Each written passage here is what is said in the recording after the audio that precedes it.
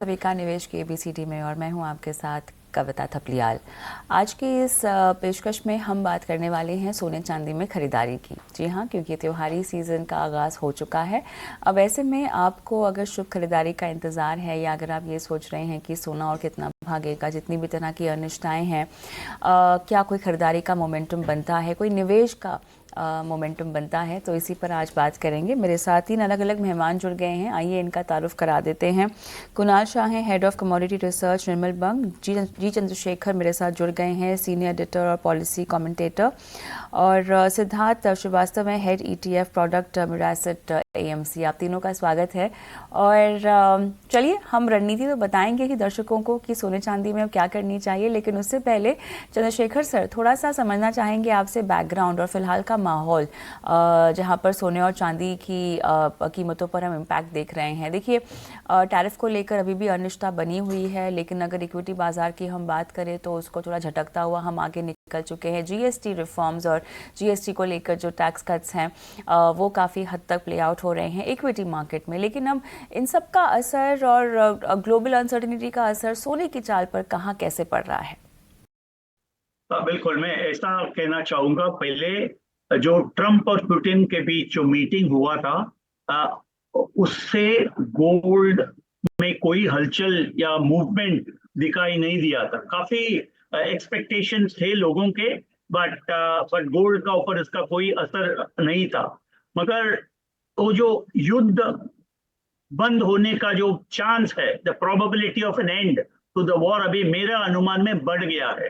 And therefore जो war risk premium है, geopolitical risk premium है जो गोल्ड पे, वो कम होने का संभावना है। मैं इन्हें ये नहीं कह रहा हूं कि कम होगा, बट वो कम होने का संभावना है। This the first one. मगर जो मार्केट पार्टिसिपेंट्स है, वो वहां से उनका ध्यान अभी जा रहा है फेड का मीटिंग के ओर, जो कल से शुरू होगा। कल शुक्रवार है, correct? I think it's going to happen. और जो फेड चेयर पोवेल है, उनका जो स्पीच होगा, उसमें काफी लोग संकेत मिलेगा कि नहीं, इसका इंतजार में रहेंगे कई लोग। तो दिस इज वेरी इंपॉर्टेंट। काफी एनालाइज होगा उनका उनका speech to get an indication for a rate cut. वैसे मार्केट में एक 25 बेसिस पॉइंट का rate cut is already priced in. मगर आप आज तक का माहौल जो हम देखेंगे, there is no definite answer whether there will be rate और नॉट। तो वो कल ही हमें पता लगेगा, तभी तक तो देयर विल बी अनसर्टेनिटी। तो शायद रेट कट नहीं होगा, इसका भी संभावना है। 25 बीपी का रेट कट का संभावना है लगभग 60%, और 40% है रेट कट शायद नहीं होगा। मगर काफी पॉलिटिकल दबाव है फेड मेंबर्स का ऊपर, तो इसका इसका बारे में भी हमें हमें सोचना चाहिए। देखो, एक sorry, I am so sorry, gold को एक दिशा मिलेगा, मैं समझता हूँ अगले हफ्ते में, जब भी ये जो मीटिंग खत्म होगा फेड का एनुअल जैक्सन होल सिंपोजियम, और एक कुछ तो निर्णय लेंगे वो लोग कि रेट कट होगा या नहीं होगा, या होगा तो कब होगा। और उसका आधार में ही गोल्ड का जो आगे वाला भाव है, आगे वाला चाल है, उसमें हमें कुछ तो संकेत मिलेगा, कुछ एक आइडिया मिलने का संभावना है। हमारा देश के ओर हम देखेंगे तो जरूर जो हमारा ट्रेड डेफिसिट बढ़ते जा रहा है, उसमें सोना का काफी बड़ा भूमिका है। अभी जुलाई महीने में हमारा इंपोर्ट था $4 बिलियन ऑफ गोल्ड इंपोर्ट। और जो रुपी जो कमजोर हो चुका है, इट्स बिकम 87 प्लस, तो उसका भी असर हमें भाव के ऊपर दिखाई दे रहा है। मगर इंडिया में अभी हम फेस्टिवल डिमांड की ओर जा रहे हैं, त्योहार का सीजन लगभग शुरू हो चुका है, तो उसमें डिमांड बढ़ेगा। Therefore, on the one hand there is a price effect, on the other hand there will be a demand effect, so there will be an interplay of price and demand.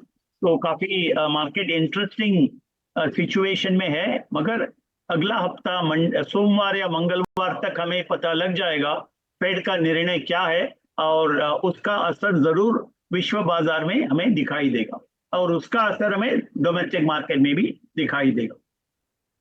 चलिए, near term triggers के लिहाज से ये काफ़ी महत्वपूर्ण वक्त जहां पर आपको कीमतों पर ध्यान देना चाहिए। कुणाल, आपका विश्लेषण क्या कहता है? और जितना भी हम यहाँ पर ग्लोबल ट्रिगर्स की बात कर रहे हैं, ये शो देखने वाले लोग जो हैं वो अपने लिए खरीदारी का मोमेंटम बनाना चाहेंगे या निवेश का मोमेंटम बनाना चाहेंगे, तो उस लिहाज से भी आप जवाब दीजिएगा कुणाल। ओके सो जैसे हमने चंद्रशेखर जी को सुना, there are so many ifs and buts right now in the market, but जो सबसे बड़ा फैक्टर अभी जो प्ले कर रहा है मार्केट में वो है जियो पॉलिटिकल। मेरे हिसाब से 25%, 50 बेसिस पॉइंट और इवन 75 बेसिस पॉइंट, तीनों प्रोबेबिलिटी रख दो तो रेट कट होने वाला है। ये तो 100% लग ही रहा है कि कुछ भी हो जाएगा, रेट कट होगा ही, क्योंकि बहुत प्रेशर बना है। सो मेरे हिसाब से बड़ा इवेंट जो अभी है वो है जियो पॉलिटिकल। अगर रशिया और यूक्रेन के बीच में अग्रीमेंट हो जाता है, then I think there is a possibility that gold can drift lower, और 5 से 8% के बीच में एक करेक्शन गोल्ड में आ सकता है, which would lead to downside till maximum 3280 or $3250 somewhere. That will be a good opportunity, because देखिए ये साल हुआ क्या है कि सेंट्रल बैंक जो लास्ट 3 साल से हम देख रहे हैं 1000 टन का बाइंग आ रहा है गोल्ड में, तो सेंट्रल बैंक का ये साल का अगर आप पैटर्न देखते हैं तो ये साल 1000 टन का बाइंग होने की उम्मीद अभी तक ये रेट में बहुत कम है। सो 200 से 250 टन सेंट्रल बैंक का बाइंग कम हो रहा है, बिकॉज कोई सेंट्रल बैंक भी एग्रेसिवली $3500 पे गोल्ड लेने नहीं आ रहा है। So last year the entire rally, this year the rally is fuelled by the ETFs. Central bank participation as compared to last year is muted. So मेरी राय में वो जो लेवल्स रहेगा 3250, 3300। दूसरा, डॉलर का जो डायरेक्शनल व्यू है वो है नीचे का, तो इंडियन रूपी अप्रिशिएट होना चाहिए। सो उसके कारण भी आपको डोमेस्टिक मार्केट में एक फॉल देखने मिलेगा गोल्ड के प्राइजेस में। सो दोनों व्यू को अगर मैं कंबाइन करता हूं तो मेरा व्यू ऐसा बन रहा है 93-94,000 would be a good levels to reenter in gold again. Upside में $3500 इमीडिएटली ब्रेक करना है, कर लेगा गोल्ड, ऐसा नहीं लग रहा है। इट इज जो $3500 के गोल्ड के प्राइस में रेट कट भी आ जाता है मेरे हिसाब से। 50 बेसिस पॉइंट का रेट कट $3500 का अगर मैं हाइपोथेटिकल प्राइस लेता हूं तो वो डिस्काउंटेड है, तो $3500 के ऊपर जाना थोड़ा डिफिकल्ट है नियर टर्म में गोल्ड को। और लॉन्ग रन में definitely it will keep providing value and it will keep giving you 8-10% CAGR return. So उसमें तो कोई प्रॉब्लम दिख नहीं रहा है मुझे। So 3250, 3300 levels to reenter. 93,000, 94,000 के बीच में MCX में अगर आता है then you should reenter. The structural story of gold will continue to play out in years to come, considering what is happening in the US. US को अपनी date roll over करनी है, और वो डेट रोल ओवर करने के लिए उनको इंटरेस्ट रेट कम करना पड़ेगा। इंटरेस्ट रेट कम करेंगे तब मोमेंटरी स्पाइक आएगा, बट ऐसा नहीं है कि बहुत बड़ा अल्फा गोल्ड में अभी नियर टर्म में बनने वाला है। सो ऑलरेडी गोल्ड में लास्ट 3 साल में हमने एक बड़ा अल्फा बनते हुए देखा है। सो नाउ 8-10% रिटर्न के हिसाब से आप गोल्ड अपने पोर्टफोलियो में अभी भी रख सकते हो। It will keep delivering you that going forward. Alright, चलिए, लेकिन सिद्धार्थ, आपका विश्लेषण क्या कहता है? क्या आप दोनों ही एक्सपर्ट के बातचीत से इत्तेफाक रखते हैं, और आपके पास किस तरह का डेटा होगा? तो मैं सहमत हूँ इस बात से कि नियर टर्म में गोल्ड और सिल्वर दोनों की प्राइसेस पे प्रेशर बना रहेगा। काफी स्ट्रॉन्ग रन अप आया है रिसेंटली, सो कंसोलिडेशन होना लाजमी है। सो वी ऑल्सो एक्सपेक्ट कि नियर टर्म में बोथ गोल्ड एंड सिल्वर पे एक डाउनसाइड प्रेशर बना रहेगा, जिसको लोगों को यूज करना चाहिए इन दोनों कम्युनिटी में एंटर करने के लिए।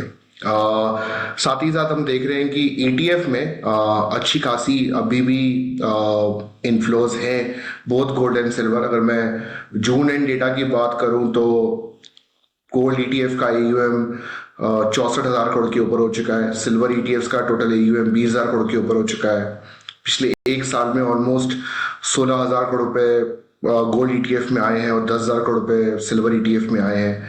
बट उससे भी ज्यादा अगर मैं एक्सचेंज ट्रेडिंग की बात करूं तो कैलेंडर ईयर 2024 में गोल्ड में ऑन एन एवरेज 110 करोड़ की ट्रेडिंग होती थी, जो कि इस साल YTD on an average 270 crore की हो गई है।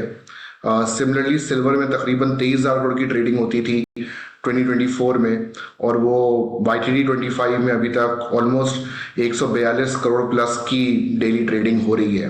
तो लोग ETF का यूज कर रहे हैं गोल्ड एंड सिल्वर में पोजीशन लेने के लिए, लॉन्ग टर्म भी और शॉर्ट टर्म भी। तो हम काफी देख रहे हैं लॉन्ग टर्म के लिए भी लोग इन्वेस्ट कर रहे हैं और शॉर्ट टर्म वॉलिटिलिटी का भी फायदा उठाने के लिए लोग इन्वेस्ट कर रहे हैं। चलिए, तो मेरे ख्याल से ETF एक बहुत बेहतरीन तरीका जिसके ज़रिए लोग अब निवेश कर रहे हैं। लेकिन चंद्रशेखर सर, थोड़ा सा घरेलू फैक्टर्स मैं यहाँ पर जानना चाहती हूँ, क्योंकि अब की बार का जो त्योहारी सीज़न है वो बहुत बम्पर बताया जा रहा है। अब देखिए GST स्लैब्स को लेकर क्या निर्णय आता है और उसके बाद किस तरह से चीज़ें रोल आउट होती है। कुछ नैरेटिव ये भी चल रहा है कि लोग शायद अपनी बिग टिकट बाइंग को रोक दें और GST के जो नए टैक्स स्लैब्स है उनका जब इम्पैक्ट हो तब जाके जो है वो खरीदारी करे।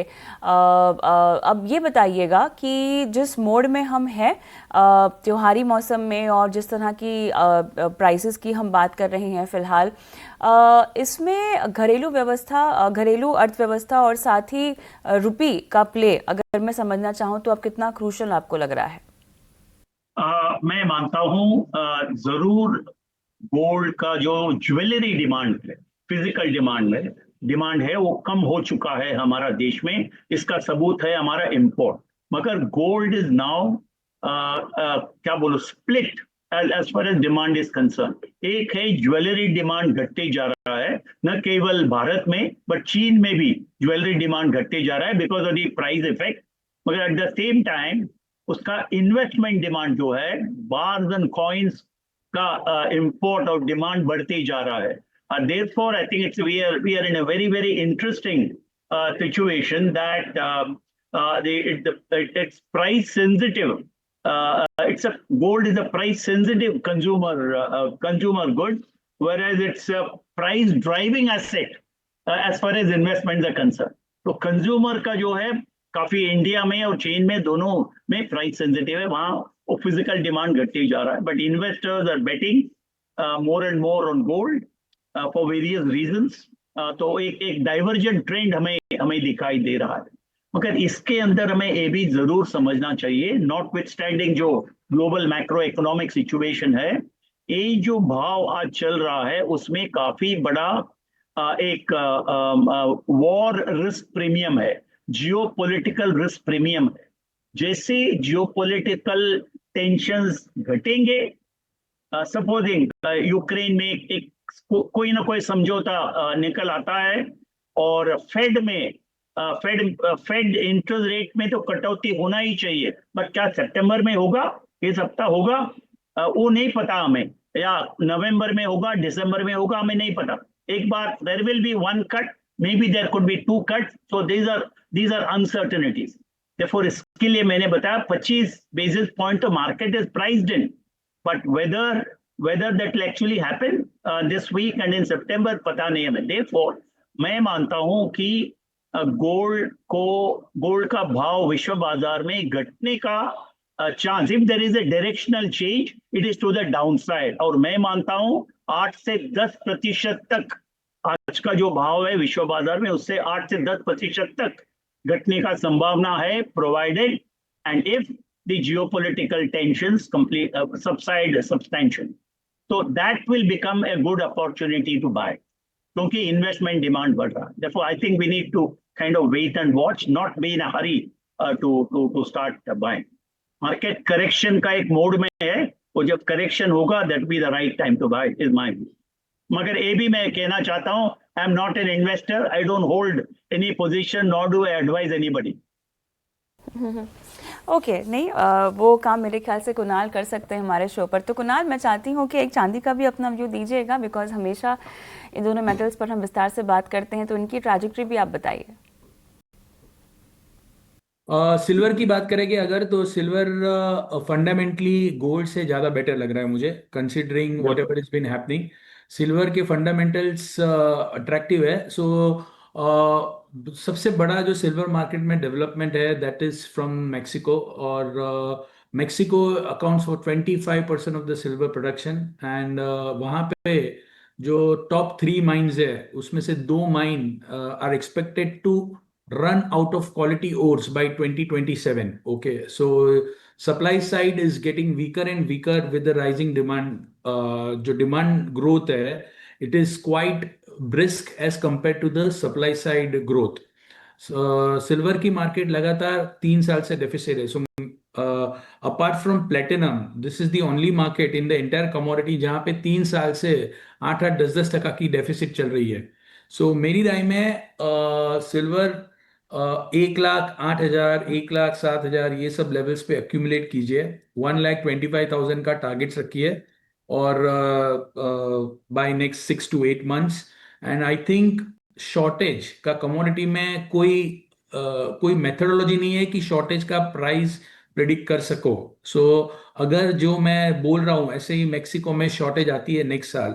Okay, so I think silver prices can really give you a very very big alpha. और 1,40,000, 1,45,000 भी अगर हो जाता है तो I will not be surprise in 2 years. So investor जो कम्युनिटी है उनको मैं रिकमेंड करूंगा गोल्ड से बेटर सिल्वर है. और forget about gold silver ratio trading तो करना नहीं चाहिए, but silver will continue to outperform. और मैं बहुत ओवरऑल सिल्वर पे बहुत बुलिश हूँ. सिद्धार्थ, बात यहाँ पर सोने की हो रही है, लेकिन साथ ही अब ये बताइएगा, दोनों कमोडिटीज़ को अपने पोर्टफोलियो में अगर किसी को रखना हो तो दोनों में ही जरिया ETF ही होना चाहिए, क्योंकि उसी के आपने नंबर्स ही बताए बीते दिनों जिस तरह से लोगों ने निवेश अपना बढ़ाया भी है, और जरिया मेरे ख्याल से ETF काफ़ी बेहतरीन भी है, और जो आंकड़े भी आ रहे हैं इसको लेकर निवेशकों ने हाथों हाथ इस इन्वेस्टमेंट इंस्ट्रूमेंट को लिया भी है. और ETF में ही निवेश करना सही होगा आपके मुताबिक? कविता जी, मेरे हिसाब से अगर आप इन्वेस्टमेंट की बात करेंगे तो ETF सबसे अच्छा तरीका है गोल्ड और सिल्वर दोनों में निवेश करने के लिए. सेफ्टी का इशू नहीं है, प्योरिटी का इशू नहीं है, लिक्विडिटी आप का भी इशू नहीं है, आप आराम से इसे खरीद बेच सकते हैं इंट्राडे भाव पे. सो स्पेशली गोल्ड में जब से SGB बंद हुआ है तो ETF काफी बेहतरीन तरीका है, एंड सिल्वर भी. लेकिन हम अगर गोल्ड और सिल्वर दोनों की बातें कर रहे हैं तो और अपने इन्वेस्टमेंट की बात की तो लोगों को ये जानना भी बहुत जरूरी है कि गोल्ड एंड सिल्वर दोनों प्रेशियस मेटल है, लेकिन दोनों का बिहेवियर काफी डिफरेंट हो सकता है. सिल्वर को, गोल्ड को हम टिपिकली एक सेफ हेवन एसेट की तरह देखते हैं.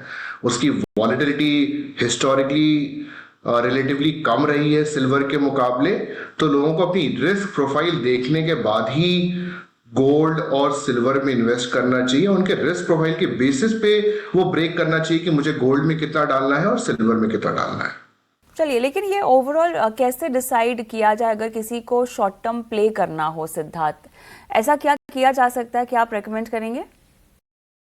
सबसे पहले कि अगर कुछ डेटा बताता हूं मैं. अगर मैं सिल्वर और गोल्ड की परफॉर्मेंस कंपेयर करूं और एक 3 साल का इन्वेस्टमेंट होराइजन देखूं, तो हमने डेटा चेक किया है पिछले 15 साल के लिए. तो 3 साल के इन्वेस्टमेंट होराइजन में गोल्ड ने नेगेटिव रिटर्न्स 12% ऑफ टाइम्स दिए हैं और सिल्वर ने नेगेटिव रिटर्न्स 24% ऑफ टाइम्स दिए. अगर आप ड्रॉडाउन्स भी देखेंगे, करेक्शन भी देखेंगे, तो सिल्वर के काफी डीप करेक्शन रहे हैं स्पेशली 2013-14 में. इनफैक्ट आप सरप्राइज होंगे ये भी बात जान करके कि विदेशी मार्केट में सिल्वर का ऑल टाइम हाई 2011 अप्रैल में बना था $49 के आसपास. एंड अभी भी आज हम जब सिल्वर की बात कर रहे हैं तो विदेशी मार्केट में करेंटली इस समय सिल्वर $37 के आसपास ही है. तो अभी तक वो ड्रॉडाउन में ही चल रहा है एक तरीके से. सो जिनकी रिस्क प्रोफाइल कम है, जो सिर्फ एज अ सेफ हेवन में इन्वेस्ट करना चाहते हैं, अपना ओवरऑल पोर्टफोलियो का रिस्क रिड्यूस करना चाहते हैं, उनको प्रीडोमिनेंटली गोल्ड में ही इन्वेस्ट करना चाहिए. बट जिनकी रिस्क प्रोफाइल अच्छी है, जो लोग ज्यादा ड्रॉडाउन्स ले सकते हैं अपने पोर्टफोलियो में, एक सिल्वर का अपसाइड टिपिकली ज्यादा रहता है. अगर सिल्वर ऐड करना चाहते हैं देन ओनली उनको सिल्वर ऐड करना चाहिए. मेरे हिसाब से gold plus silver around 10% of किसी इन्वेस्टर के पोर्टफोलियो में हो सकता है. एंड सिल्वर तकरीबन आप लेट्स से 3 से 4% अपने पोर्टफोलियो में with in this commodity add कर सकते हैं. कुणाल, क्या कहेंगे आप? एब्सोल्युटली, मतलब मैं कहूँगा ओवरऑल आपका जो वेल्थ है उसका 15% एलोकेशन आप प्रेशियस मेटल में रख सकते हो। मैं 15% में से गोल्ड को अराउंड 7% और सिल्वर को 8% का भी वेटेज देना चाहूँगा। चंद्रशेखर सर, चांदी पर आपसे बातचीत नहीं हुई है। क्या आपको यहाँ पर चांदी की चाल बेहतर लग रही है? और देखिए, क्योंकि इंडस्ट्रियल मेटल भी है, प्रेशियस मेटल भी है, और ऐसे में इम्पैक्ट दोनों तरफ से पड़ता है इस मेटल का। कमाई के लिए बेहतर रास्ता आपके मुताबिक चांदी हो सकता है?